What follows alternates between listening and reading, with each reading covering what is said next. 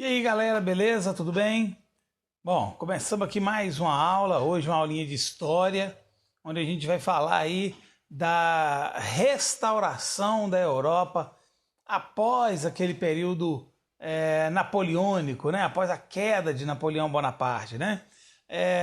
Para a gente iniciar, antes da gente iniciar falando qualquer coisa, eu vou dar uma deixa para vocês aqui de uma coisa que a gente vai ver lá no final da aula. Tá? Desde o ano de 1688, tá?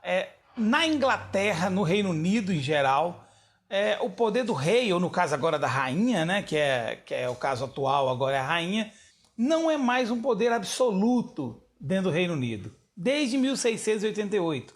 De lá para cá, há um parlamento, e esse parlamento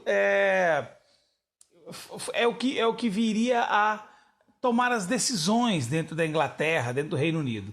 Tá? Então, o Reino Unido foi o primeiro país a derrubar o absolutismo, a pôr fim no absolutismo, o primeiro país europeu a pôr fim no absolutismo e iniciar um processo de independência, né, do seu país ali do absolutismo e começar a iniciar um processo de democratização, onde as pessoas iriam escolher quem estaria no poder. Isso vai ser importante, porque lá no final da aula a gente vai citar a Inglaterra nessa história e lembrar disso aqui que eu estou falando agora, da Inglaterra ter sido o primeiro país a acabar com o absolutismo, a derrubar o absolutismo. Tá? Vamos lá, vamos ver então o que aconteceu que antecedeu aí essa nova restauração europeia. E por que restaurar, né? O que quer dizer esse restaurar aí? Isso é importante também a gente entender um pouquinho do porquê restaurar, tá? Bom, nós sabemos que em 1814 Napoleão Bonaparte foi deposto do poder na França, né? Fim de 2014, na Batalha de Waterloo, Napoleão Bonaparte foi derrotado. E com a derrota de Napoleão Bonaparte, havia um sentimento dentro da Europa de restauração do absolutismo. Porque a Revolução Francesa, que culminou, né, na entrada de Napoleão Bonaparte no poder, e o Napoleão Bonaparte, que era muito ligado a essa revolução aí, então ele, apesar das características absolutistas que ele tinha, ele pensava muito no povo, e aí a gente vê que com a queda de Napoleão Bonaparte, esses reis acreditavam o quê? Que agora dá para restaurar o poder novamente, né? Derrubar aquela história de iluminismo, de revolução, e aí voltar com o antigo regime, com o absolutismo novamente. A gente, só para lembrar, Napoleão Bonaparte foi derrotado. Para se derrotar Napoleão Bonaparte foi preciso uma coligação que contava com Áustria, Prússia, Rússia, Inglaterra, Suécia, o reino das duas Sicílias, que ficava ali na Península Itálica, né? A Sardenha, Portugal, Espanha, ou seja, uma coligação de vários países, né, para conseguir derrotar Napoleão Bonaparte. Isso porque não foi a primeira vez que teve essa coligação, não. A gente vai ter várias coligações acontecendo e Napoleão Bonaparte derrotando praticamente todas elas. Vai chegar a hora em que uma coligação conseguiria vencer Napoleão Bonaparte, e aí a gente já sabe da história toda, né, do problema que Napoleão Bonaparte teve na Rússia, ou seja, se não fosse por alguns revés, nem essa coligação teria conseguido derrotar Napoleão Bonaparte. Mas, conclusão, se teve a vitória, né? Essas pessoas tiveram vitórias significativas, inclusive, e as vitórias, mesmo que significativas, resultaram aí na queda de Napoleão Bonaparte. E após a vitória sobre Napoleão Bonaparte, foi feito um congresso na cidade de Viena, na Áustria, e esse congresso era uma união ali, uma reunião daqueles países que derrotaram Napoleão Bonaparte. Então, para a gente contextualizar bem o que era esse congresso de Viena, era um movimento para reorganizar a Europa, promovido pelos países que venceram Napoleão Bonaparte, para reestabelecer o antigo regime, o absolutismo, com base naquilo que tinha sido resolvido nesse congresso, tá? O objetivo principal era pôr fim aos movimentos liberais e aqueles ideais iluministas que estavam circundando as cabeças europeias aí, tá? E, obviamente, assegurar o poder absolutista na mão desses países aí que ainda tinham a característica absolutista, né? Bom, o Congresso de Viena ele foi baseado em 3 princípios, tá? 3 bases principais. O primeiro deles era o princípio da legalidade, né? O que era o princípio da legalidade? Era que aquele rei era legalmente dono daquela terra. Então o que acontecia? O intuito desse princípio de legitimidade era trazer de volta os reis, ou caso desse rei já não estivesse mais vivo, os descendentes dele, né, os herdeiros desse rei, trazer esse rei absolutista ao poder novamente, como ele era antes da Revolução Francesa.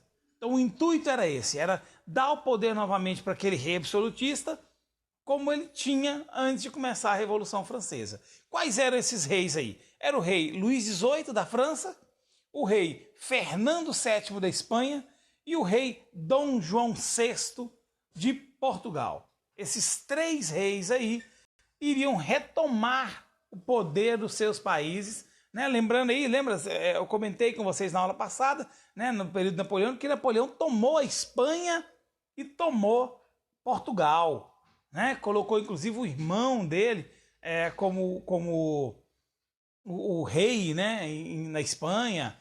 Ou seja, depois aqueles reis que estavam ali entrou no poder no lugar deles. Então, o primeiro princípio era de legalidade, onde se devolvia esses estados. Tanto da França, o original da França, né, que perdeu o seu rei na Revolução Francesa.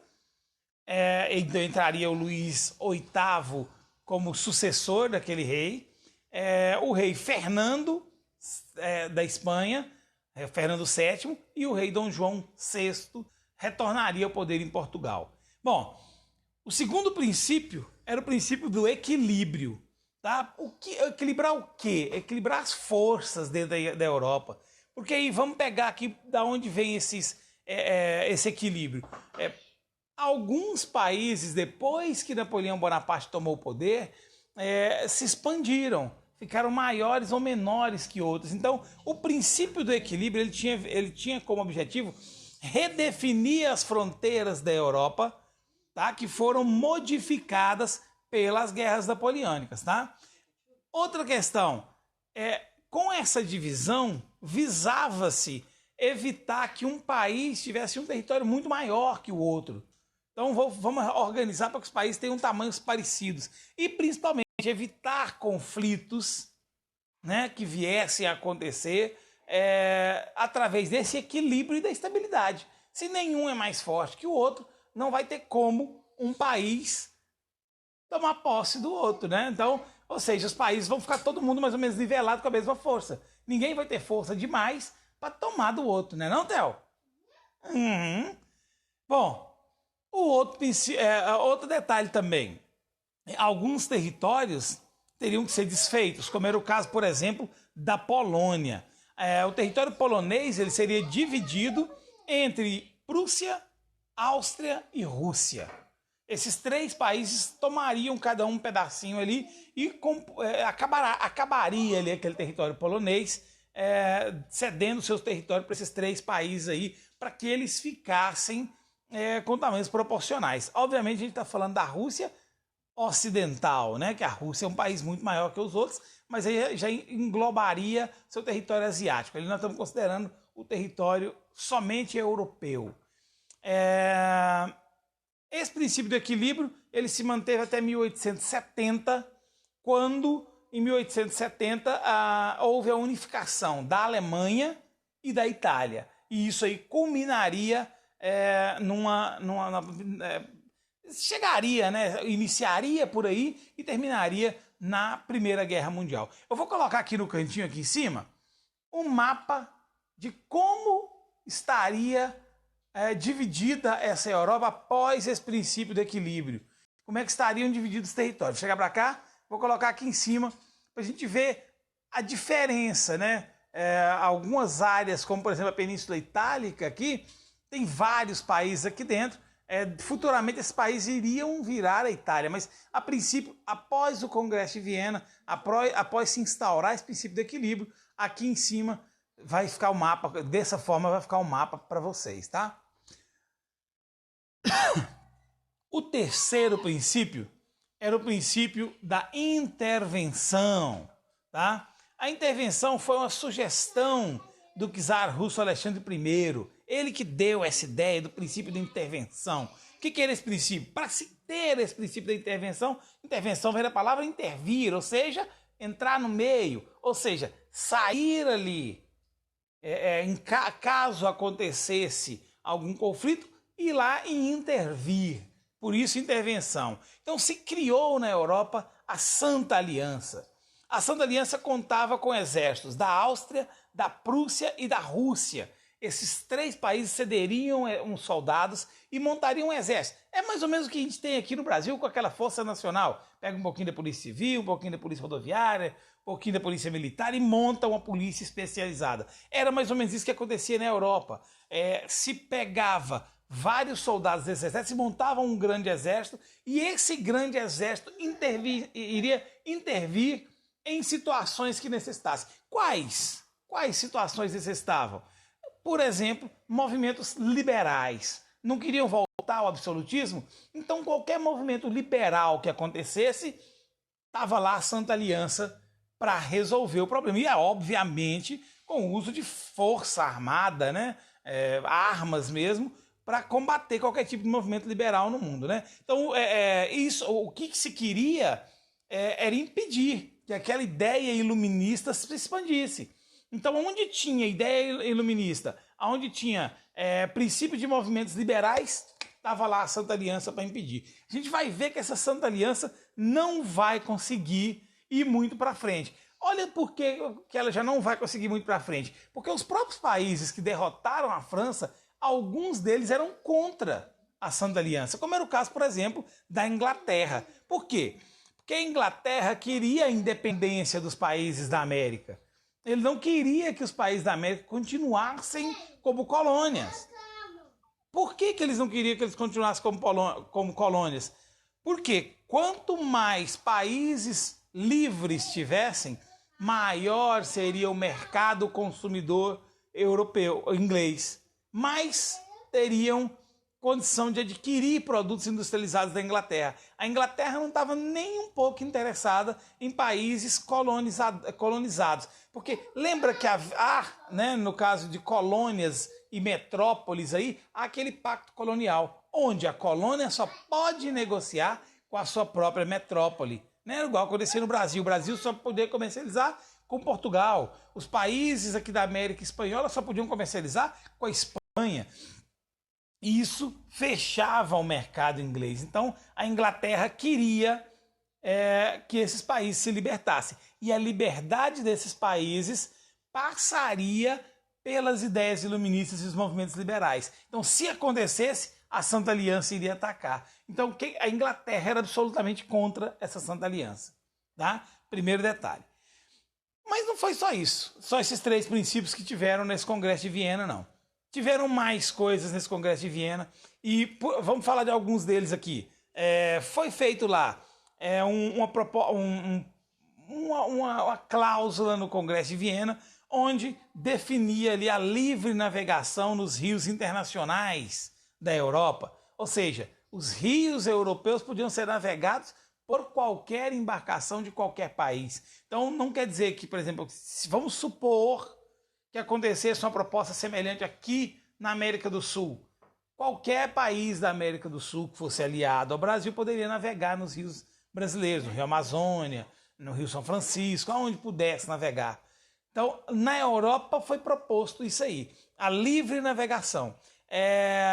Outra questão que foi importantíssima e que também tinha o dedo da Inglaterra nisso. a condenação do tráfico de escravos. Ali se condenava, não pode mais ter tráfico de escravos. Por que tem o dedo da Inglaterra nisso aí? Porque se tem escravo, o escravo não recebe. Se o escravo não recebe nada, o que ele vai comprar? Nada. E aí vamos imaginar que, por exemplo, no Brasil, 2/3 da população do Brasil eram de escravos. Esses caras não podiam comprar nada da Inglaterra. O que se pensava então? Não, nós daqui da Inglaterra queremos a libertação desses escravos, porque esses escravos vão começar a trabalhar remuneradamente e vão começar a comprar produtos industrializados nossos. O interesse da Inglaterra era vender os seus produtos, certo? Então, beleza. Essa condenação do tráfico de escravos foi algo discutido também no Congresso de Viena e passou ali a partir dali, né, 1870, a gente vai ver que aqui em 1888, vamos colocar aí que quase um século até o Brasil decretar a independência. Porém, os outros países já começavam a decretar essa independência dos escravos, tá? Outra questão, a posse dos estados pontífices à igreja, ou seja, aqueles territórios, igual no caso o território do Vaticano, passaria a ser dado e decretado que era um estado da igreja, né? Até então era um território que estava na Península da Itália, onde a igreja se localizava em Roma, mas não era território da igreja. A partir desse Congresso de Viena, aquele território era dado para a igreja, tá? A criação de alguns países também foi discutido, como era o caso do Reino Unido, dos Países Baixos, que futuramente seria ali, né? Reino Unido dos Países Baixos, que seria ali a Holanda, a Bélgica e Luxemburgo, né? Criaria-se ali os Países Baixos, que seria a união desses 3 países aí. E por último, acho que a última grande alteração que teve nesse Congresso de Viena era o fim do Sacro Império Romano Germânico. Acabaria ali aquele império, o Sacro Império Romano Germânico, e passaria a ser substituído pela Confederação Germânica. Essa Confederação Germânica duraria também até próximo ao fim, ao período do início da Primeira Guerra Mundial, quando a Alemanha começaria a se unificar e se tornar um país democrático. Bom, resultados desse Congresso de Viena, tá? O resultado desse Congresso de Viena em si teve efeito muito pouco duradouro, tá? Primeiro, porque os ideais iluministas já estavam circulando pelo mundo inteiro, até nas Américas se falava dele, em vários países europeus se falava. Mesmo com o fim da Revolução Francesa, aqueles ideais iluministas não cessariam mais de acontecer. Ou seja, não acabaria mais a ideia de liberdade. Aquele antigo regime não conseguiria mais se restaurar em lugar nenhum no mundo, tá? Começava a eclodir no mundo inteiro, por tudo enquanto é canto da Europa, movimentos liberais, tá? E revoltas liberais vitoriosas, como era o caso de Grécia, de Portugal, de Espanha. Esses países aí conseguiriam acabar com o absolutismo e se tornar países independentes. As Américas, movimentos de independência pelas Américas aqui, principalmente com o apoio dos Estados Unidos e da Inglaterra, começariam a acontecer e países iriam ficando independentes um atrás do outro nas Américas. Essa paz, né, esse fim de guerras entre países, né, vamos lembrar que tinham revoltas internas, mas um país com o outro já não havia mais guerra. Essa paz duraria até 1914, onde começaria a Primeira Guerra Mundial. Teríamos um período de paz na Europa, tá? O sentimento de nacionalismo começaria a tomar conta desses países. E esse sentimento de nacionalismo iria afetar, né? Iria afetar a Itália, iria afetar a Alemanha, que iriam se unificar, né? A Itália passaria a ser um país único, a Alemanha passaria a ser um país único, e essa aliança aí vai resultar lá na Primeira Guerra Mundial. Mas até então esse sentimento de nacionalismo era o principal a acontecer. A Santa Aliança, então, nem se diga, foi um desastre, ela acabou em pouquíssimo tempo, não funcionava mais essa Santa Aliança na Europa. Conclusão, nós vamos ter um período de paz aqui até o início da Primeira Guerra Mundial. Essa é a nossa aula de hoje. Vou deixar para vocês atividades aí. Atenção, página 196. Eu quero que vocês façam exercício 1, exercício 2, exercício 3 e exercício 5. 1, 2, 3 e 5. Na página 197, só o exercício 3. Na página 198, só o exercício 5. E as 4 questões do Desenvolvendo Habilidades. Beleza, galerinha? Brigadão para vocês. Até a próxima aula. Valeu, hein?